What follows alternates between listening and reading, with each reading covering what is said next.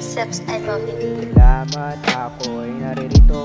Pero teka muna, ako'y nalilito na bakit umabot na sa ganito. Kasalanan ko ba kung bakit nagkaganito? Yun ang nangyari sa ating dalawa. Ako pa talagang mali sa aming dalawa. Ako'y napapagod, umiyak kada hapon. Pangalan niya po kami big sa matilim na kwarto. Siya pa rin ang nasa isip kahit durog na. Siyang umalala yung ako'y natumbay. Ako ngayon ay parang wala na. Nakikita bawat sandali bumibitaw na. Sa iba rin na bag ako nang kasama. Ngayon iba nagagawa ng alaala. Kahit na masakit pilit na ibalik. Kasi gustong ikaw ang makasama.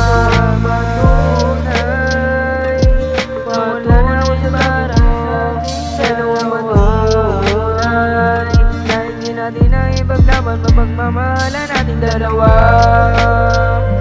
Kaya sawa na ako. Ito na patunay na hindi natin kayang manatili. Pagod na ako. Gusto ko rin naman ng sumo mo. Ikaw na dito. Tas iniwan mo pa ako.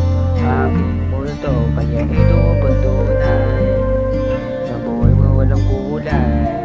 Na ikaw ang bumubuhay sa amin, sa akin baby. Sana ako'y magmamaalam na sana palayain at patawarin na sa mga bagay na nagawa ko rin sa'yo. Gaya ng pagpapatawad ko sa'yo mismo sa mga nagawa mo pasakit at sakit sa dibdib ay hindi ko rin maamin. Kahit na ang dami na natin pasanin, kung di natin to maayos, eh di okay. Piling ko sana sa iyo ay maayos. Palagi mag-iingat kahit na medyo mahirap. Ang dami na nagawa pero dito nagtapos. Ang dami nang nawala pero pati sa karon. Pero hindi ako nagsisi kahit pagmamahal mo ay parang imposible.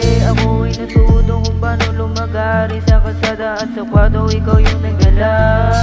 Ayos na ako kaya huwag ka mag-alala. Ayusin mo yung sarili at huwag ka na magpadala sa mga bagay-bagay. Ikaw rin yung may gawa. Hayaan mo lang sila at huwag ka na mag-alala. Nandito lang ako ay bilang kaibigan na lang. Sana iyong maintindihan. Ikaw rin yung may kasalanan kung ba't nawala. Kaya ito